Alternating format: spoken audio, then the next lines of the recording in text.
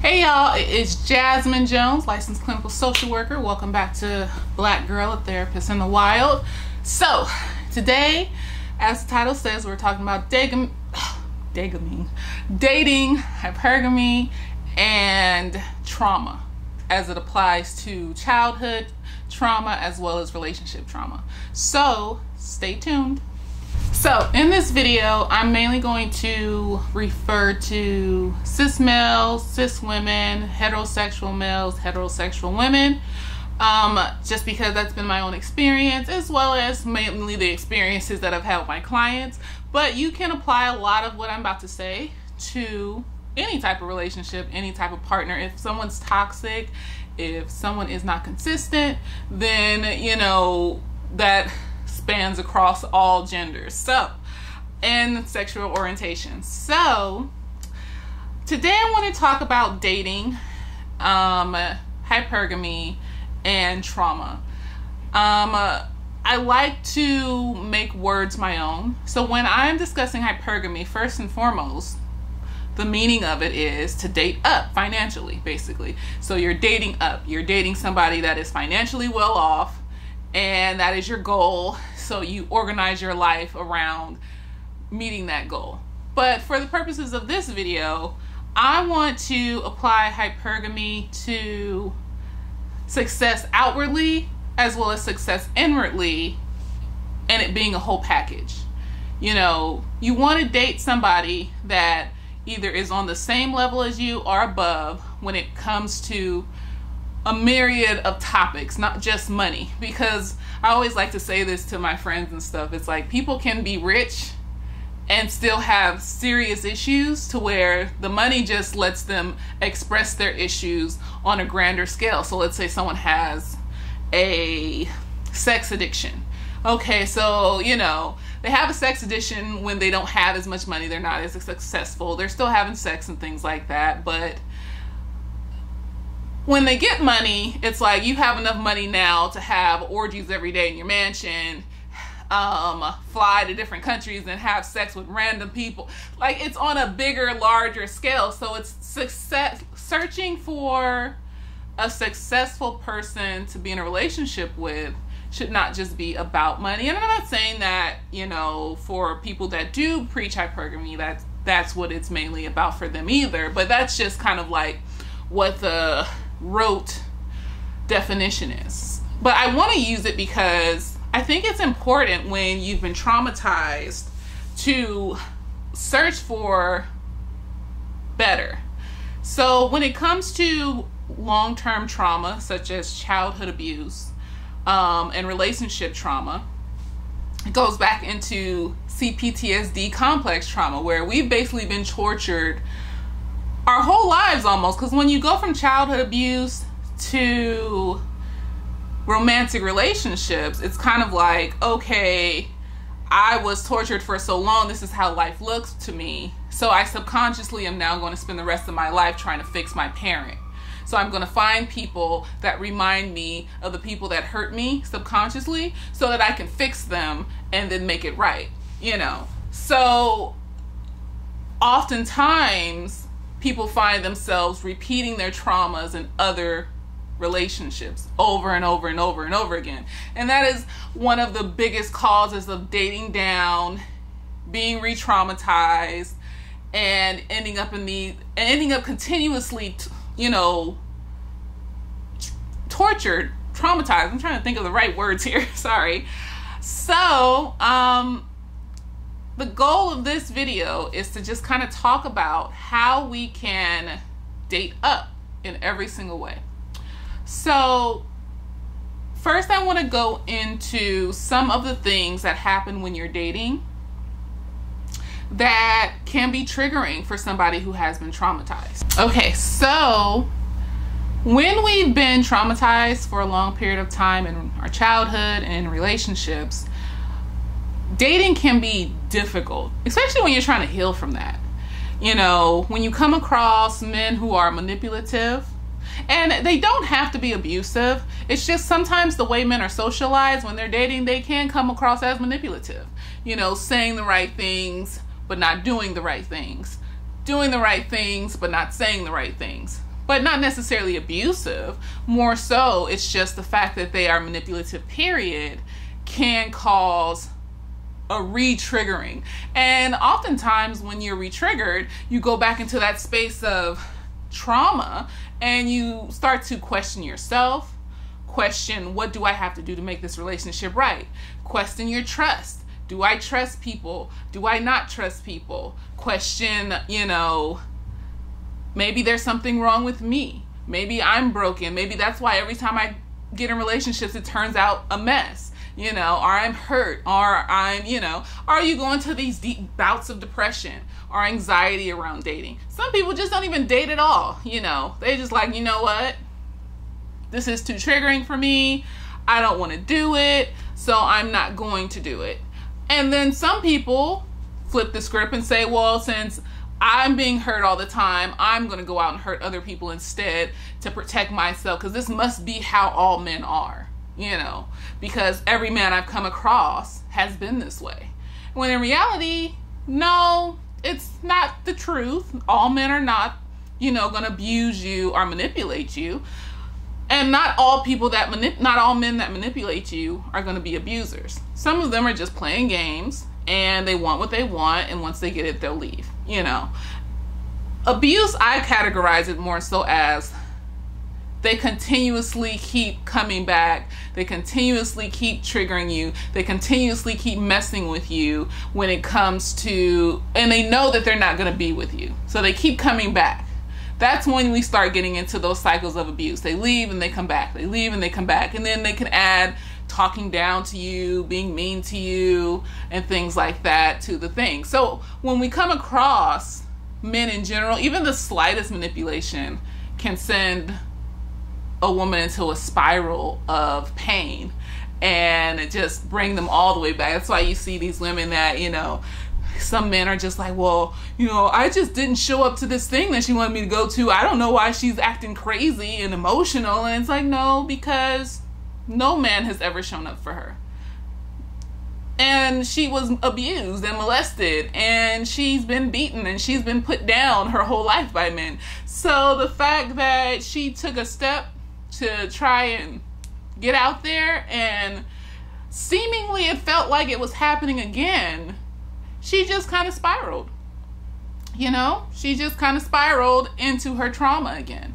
So be careful when dating. Be ready to date. Be aware of what your triggers are. Not all men are going to abuse you. It's not about the men, actually. It's about you and setting boundaries.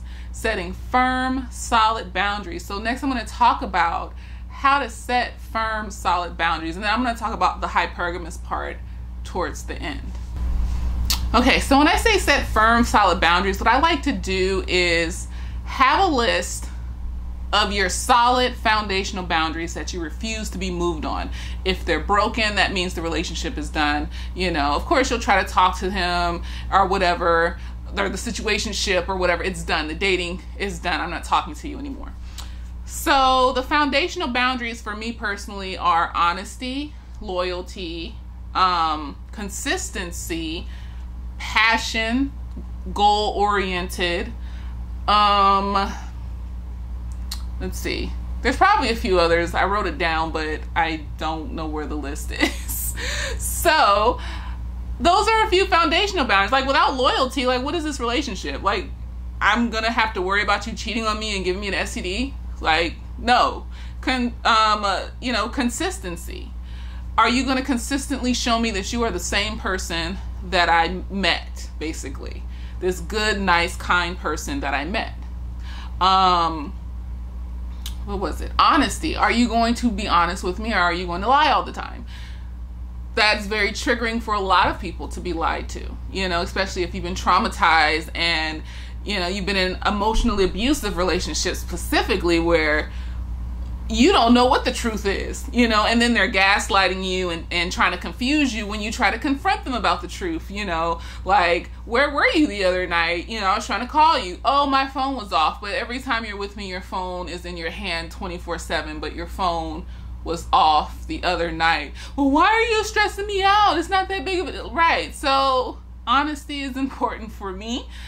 And, you know, a good listener, passionate, goal-oriented. You know, do you have goals outside of this relationship? Do you have, you know, a stable lifestyle outside of this relationship? Do you like yourself enough that you have something that you do that helps change the world? You know, do you enjoy your career? Do you budget and save? Do you have plans to have a family? Are you prepared for that financially, emotionally, spiritually, and all this other stuff? So having your foundational goals.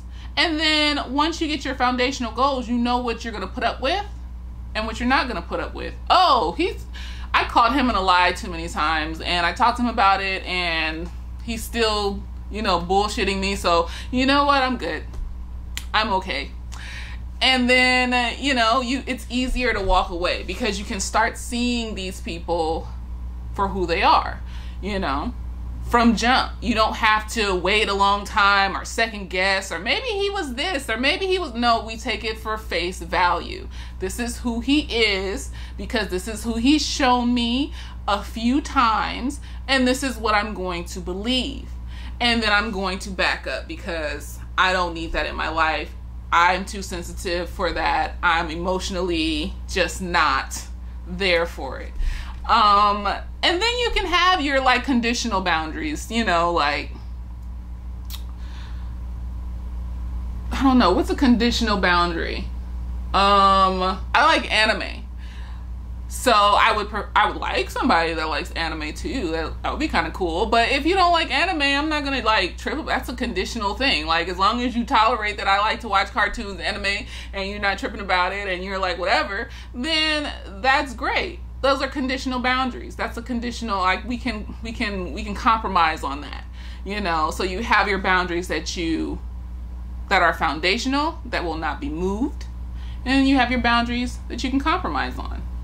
And then what do you do when your boundaries have been broken or tried? Let's say they tried to break your boundaries.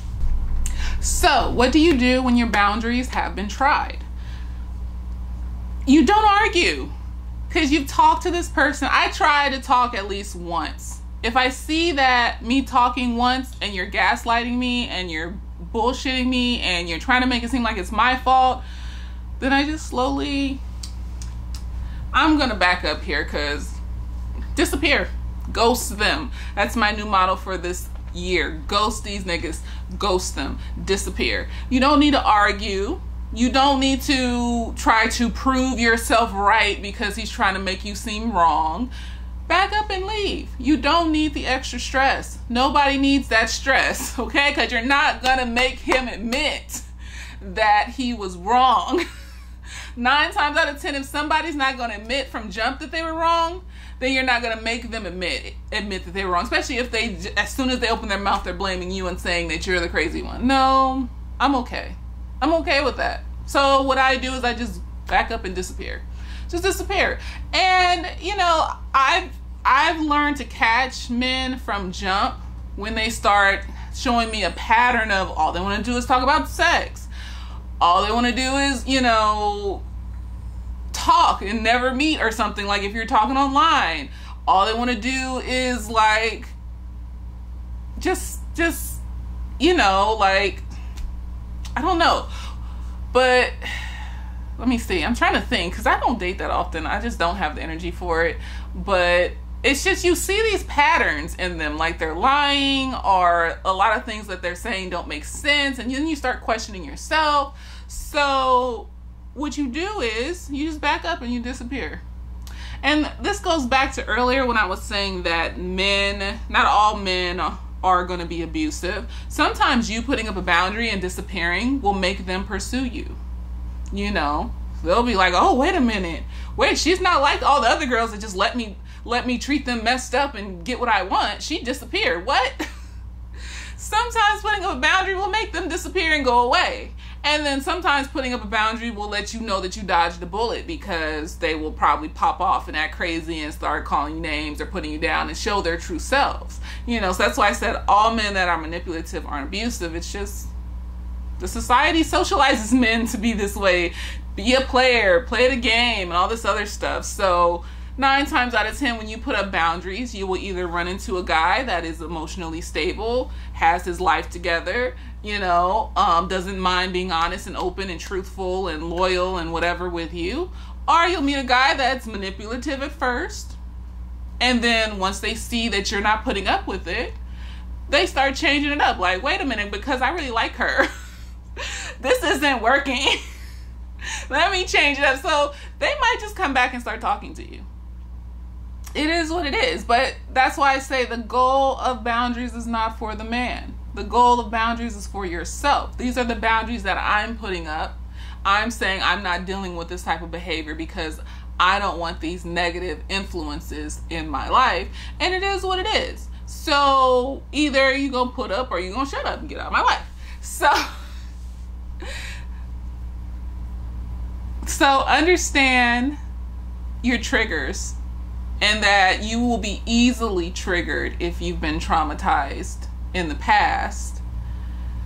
Make a list of boundaries, foundational, and the ones you will be willing to compromise on, like the silly ones, like he has to be like 6'5" only. It's like, okay, well maybe if he's like 6 foot or 5'9" or something, I can compromise,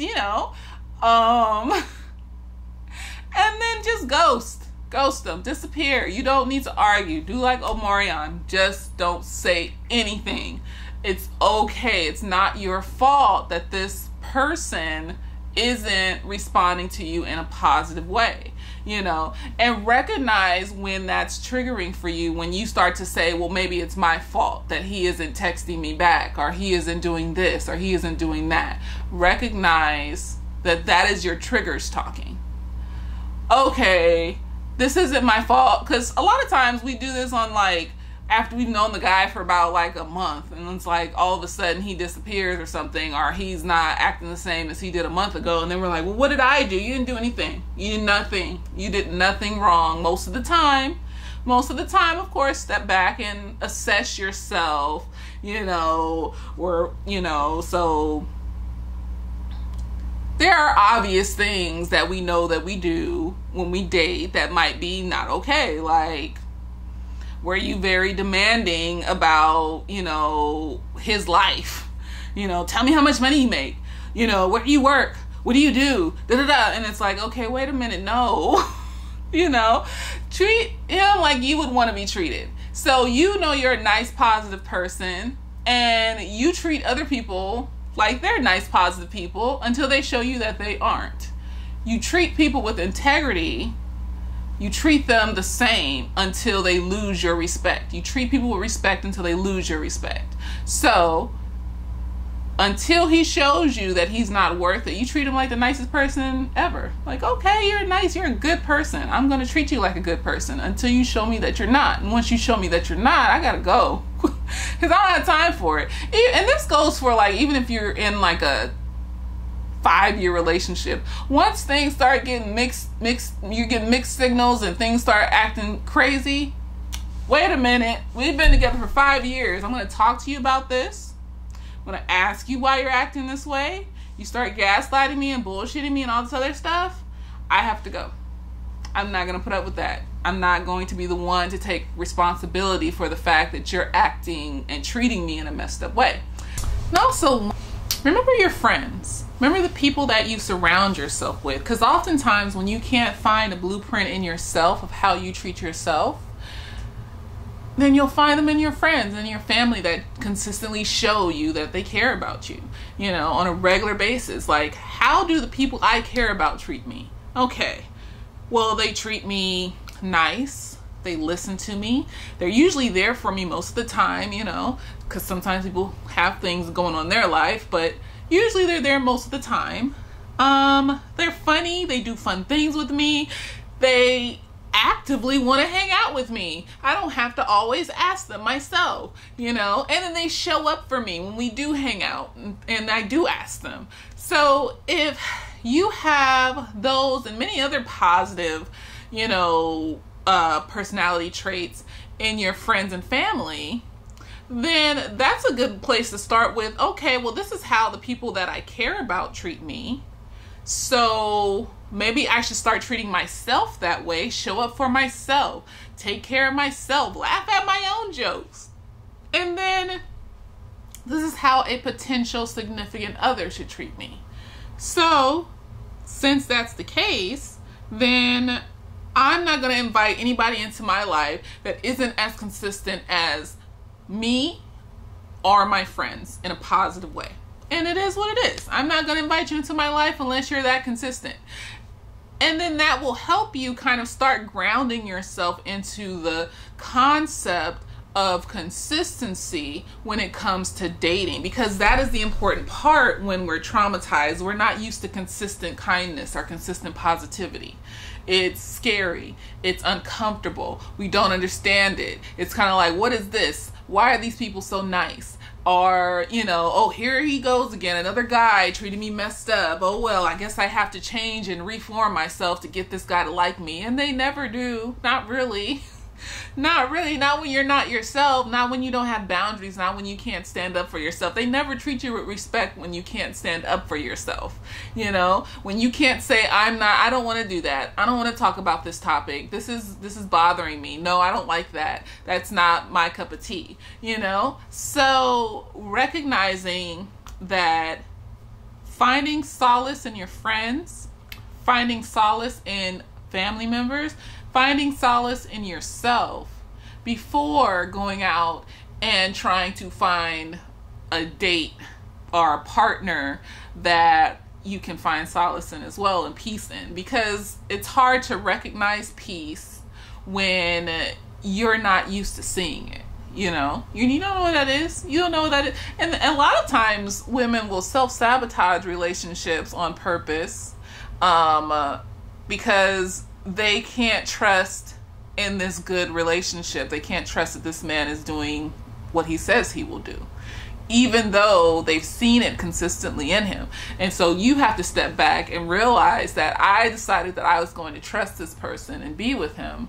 So I have to decide to not question what he's doing if there's no concrete evidence. Like, you need to see factual, and not go looking for the evidence. Don't go looking through his phone and stuff, but factual evidence that this person is cheating on you, lying to you, or messing around with you. And a lot of times it's just in what they say. You know, if they say one thing but they do another thing, and they do that over and over again, and then that starts to be questionable, you know.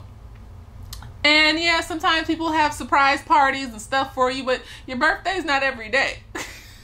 So if suddenly this is happening, this happens for a long time, then there's your answer. He's saying one thing and doing another. There you go. There's your answer. And I know it will hurt. So I'm going to talk about the pain for a minute. So it will hurt. It will hurt depending on how long you talk to this person. And it can hurt just if you've been talking to this person for a week, just because it's the fact that you've been triggered. So you've been triggered after talking to this person for a week, and you know, you just spiral backwards. All that healing that you did, all that great stuff that you did, and you're depressed and laid out for like 2 days, and you don't know what happened just because this guy didn't call you back, or this guy didn't show up for your date, or they ghosted you, or something like that. It's going to hurt regardless of what situation you're in, how long you've been with this person or talking to this person. It's going to hurt regardless. You know, that's why when it hurts, you rely on your friendships. You rely on your coping skills. You rely on your therapist. Go to therapy to kind of help you work through these moments. Especially if you've been in a long-term relationship and the dude just out of nowhere just decides to cheat or decides to start acting differently. Reach out. Don't do it alone. Because if you do it alone, it's going to be even worse. It's going to feel like a black hole is just sucking you in, because the only thing that's there is you and your thoughts. And your thoughts just kind of spiral into darkness if you do things like this alone. So recognize the pain. Say, this hurt me.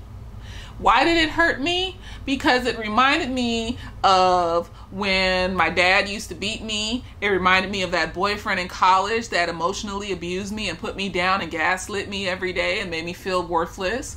It reminded me of that other boyfriend that I had when I was 25 that put me down and made me feel worthless and gaslit me and emotionally abused me too. And so recognizing that this is reminding me of my past. So what can I use in my present to help me get through this? Because the past isn't going to help. What can I use right now to help me get through this? Well, I have my friends that I can call. I have my meditations that I can do. I can get out of the house and go for a walk and do something, see the world, get out of the house, don't get stuck in there. Or I could just cry. Sometimes you need to cry, but make sure that if you start to notice that you're crying for like a week straight and you haven't went to work, then that's when it becomes a problem. So it's okay to cry, it's okay to get it out, but recognize when it's starting to become an issue, where it's stopping you from doing the things that you need to be doing in life. But at the end of the day, it's going to hurt. It's going to hurt no matter if you've known this guy for a week or you've been together for 5 years. It's going to hurt if they start changing things up or treating you messed up or triggering you in different ways that remind you of your past.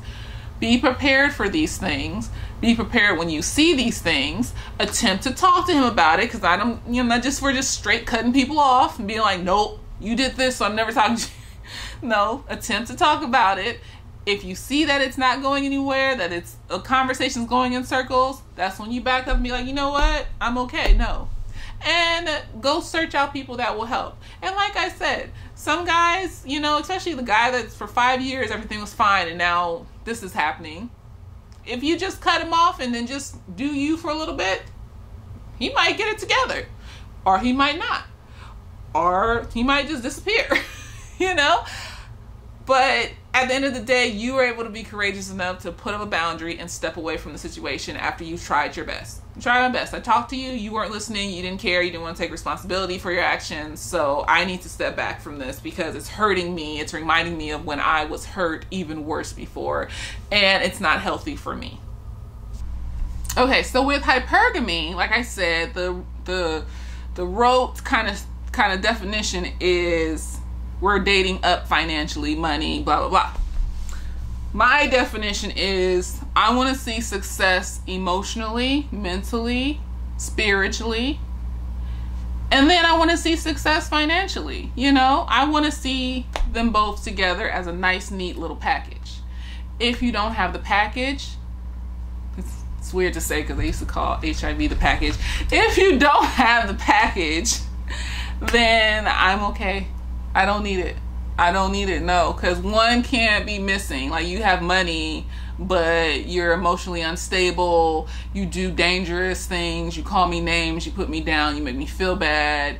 You don't do what you say. You don't say what you do. And it's all a confusing mess. But you have money, though. No, I don't care. Or you have everything stable. Look at you. Or you have everything stable, as far as your emotions, and you're not financially stable. It's like, for those out there who are not just looking for sex or just a friend, backwards, or whatever. People, for those that are looking for marriage and a family and things like that, you need to have some kind of financial stability. I want somebody for my kids to look up to. Look at daddy. He's able to kind of build himself from the ground up, or he, was able to take this money and do this with it and build this empire basically. And we did this together. It's without money, love is it's cool, but it's there's bills to pay. I'd like to see the world. I like to take our future children to see the world, all that stuff. So, and at the end of the day, if you like yourself, if you like who you are, then that means that you want that reflected in every area of your life. You have a passion for something that you want to do career-wise, and because you like yourself enough. For me, I picked something that reflected who I was as a person for a career. I didn't just pick randomly just to make some money. This job doesn't make that much money, but I'm not rich or anything, but I wanted a career that reflected who I was. So at the end of the day, how you feel about yourself tends to reflect in your career. If you and not all the time. Like sometimes you can be like, let's see.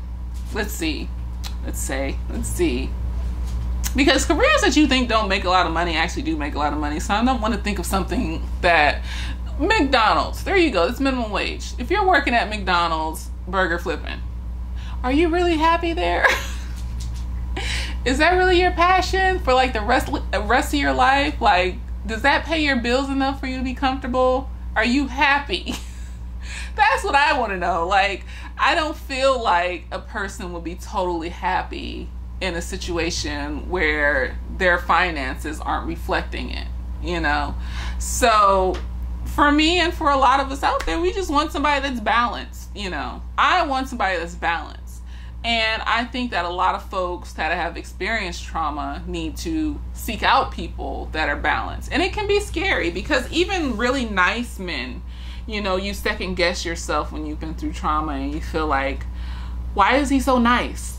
What does that mean? This is all going to fall apart because he's so nice. This is fake. I got to make something bad happen, just self-sabotage it just to make sure that the world is spinning the way it's supposed to spin. You got to stop yourself from doing that. Don't self-sabotage kindness. Don't self-sabotage consistent loyalty and consistent honesty. Just wait. And I don't mean sit around and wait for him to turn into this evil person. I mean just sit and just enjoy it. Just if you come across a man or whoever your partner is that is kind and loyal and honorable and loving and all of those, whatever foundational boundaries that you have, just sit and enjoy it. It's okay, Take your deep breaths, do your coping skills, talk to your friends. Don't alienate yourself and start second guessing everything he does, because that's how you lose somebody that's a good person. And enjoy it. But if you know that you're coming across dudes that are hypocritical, they say one thing, they mean another thing, they say they're going to do something, it never happens, they seem really interested in you, but then they never go forward with anything, then it's kind of like, okay, you know what, I don't have time. I don't have it because I'm too fragile for this. I'm too emotional for this. And I don't need to be triggered like that. Because sitting around being depressed because some dude didn't call you back that you only knew for like a week is not okay. It's not okay. And it's based off of past traumas a lot of time. It's based off of things that we've been through, stuff we've experienced, people that weren't there. And it's not okay. So when I think of hypergamy, I think of it as a package, a complete whole thing. I want you to be successful inside and outside.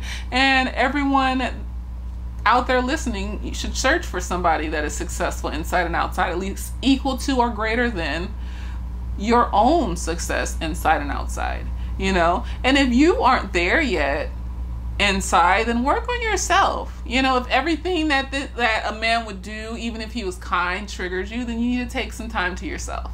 You need to take some time to just get to know you. Treat yourself, I said this in other videos, treat yourself like you would want a significant other to treat you. And then when these men come along, or whoever you decide to date comes along, and they want to date you and they want to get to know you, then you can really sit back and see, okay, I wouldn't do that to me. I wouldn't do that to anybody else. So why is he doing that to me? Why is he treating me that way? I don't like that, because all I've been is kind to this person. And now he's saying mismatched things and being hypocritical and stuff. And so I don't have time for it. It's nice that you have the nice car and the money and all this other things, but I don't care about that if you're not together inside. For what? And a lot of hypergamy stuff is about being feminine and all this other stuff. You know what? As somebody that has experienced trauma myself, change yourself to who you want to be, not to who men want you to be. Because at the end of the day, The right one will come along. They will. Trust me. They will. Because the more you like yourself, the more confident you are in yourself. A lot of people are attracted to confidence. You know, whether you're confident in being feminine, where you're confident in being a little bit more masculine, or you're confident in being a mixture of both, whatever you are, people are attracted to your confidence in who you are. They're not attracted to just your outwardly appearance, because then at the end of the day, you end up just being some kind of trophy that's really pretty and speaks really softly and never argues and is always kind and whatever, and then you end up being by yourself, you know? And that's why before you do all this dating stuff, take time and just get to know yourself. Date yourself, find your style. What is your style? What is your clothing style? What is your hairstyle? What is the way you want to talk? Who do you want to be? How do you reflect your best self to the world? And those people will come along. I refuse to change myself drastically to something that will make me feel even more uncomfortable, because that's what trauma is about. People trying to change you drastically to something that you don't feel comfortable being so that they can be happy. And so putting yourself in that position to where you are now basically traumatizing your own self, doing stuff that doesn't make you happy, isn't okay, because it just adds on to the pain that you already feel. So this was my video on trauma, hypergamy, and dating.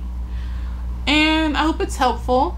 And I hope everyone had a happy new year. I have 19 subscribers now. Hello world. I'm glad that you guys like my videos.